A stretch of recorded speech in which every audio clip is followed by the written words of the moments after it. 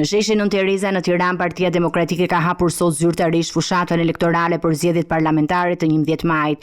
Mitingu u zhvillua me një atmosferë entuziaste, ku të pranishëm ishte kryetari i Partisë Demokratike Sali Berisha dhe drejtuesi i fushatës elektorale Kris Lacivita, i cili është një nga këshilltarët më të rëndësishëm të fushatës. Fushata ka nisur me himnin kombëtar dhe prezantimin e 186 kandidatëve të Partisë Demokratike për deputet nga 12 qarqet e vendit. Gjatë fjalës së tij, Kris Lacivita kërkoi mbështetjen për doktor Berishën dhe për një të ardhme më të ndritshme për Shqipërinë. Socialistët u përpoqën të burgosen Donald Trump. They failed. Dështuan në 2025 Here in Albania, këtu në Shqipëri. the socialists want to Socialistët imprison duan të burgosen all of their opposition. të gjithë opozitën e tyre. They will fail. Do të dështojnë. Përse? Sepse nuk kanë çfarë të thonë për gjithë dështimet e 12 viteve të fundit. 12 vite krim, 12 vite drogë dhe për 12 vjet mbi 1 milion shqiptarë janë larguar nga Shqipëria. Janë 12 vjet dështim ekonomik.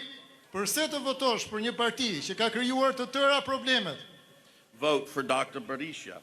Votoni për doktor Berishën. Give your country opportunity.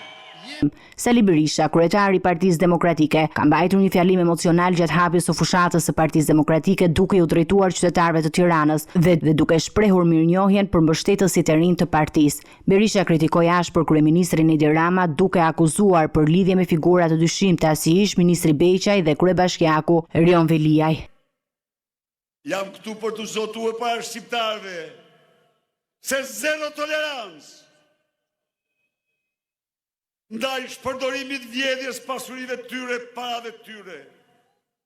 Jam këtu për të dhënë fjalën shqiptarëve se auditi i përgjithshëm i narkoshtetit do u rikthejë shqiptarëve qindra miliona euro më shumë të vjedha prej tyre. Jam këtu para jush për të zotuar se organizatat kriminale kudo që janë, në Shqipëri, në Aruba, në Dubai, kudo të ndodhen, do vendosen para ligjit në Shqipëri dhe bashkë me ta, ministrat kriminal, ministrat hajdut, të drejtat e qytetarëve, shteti ligjor, janë dhe do mbeten motoja jonë.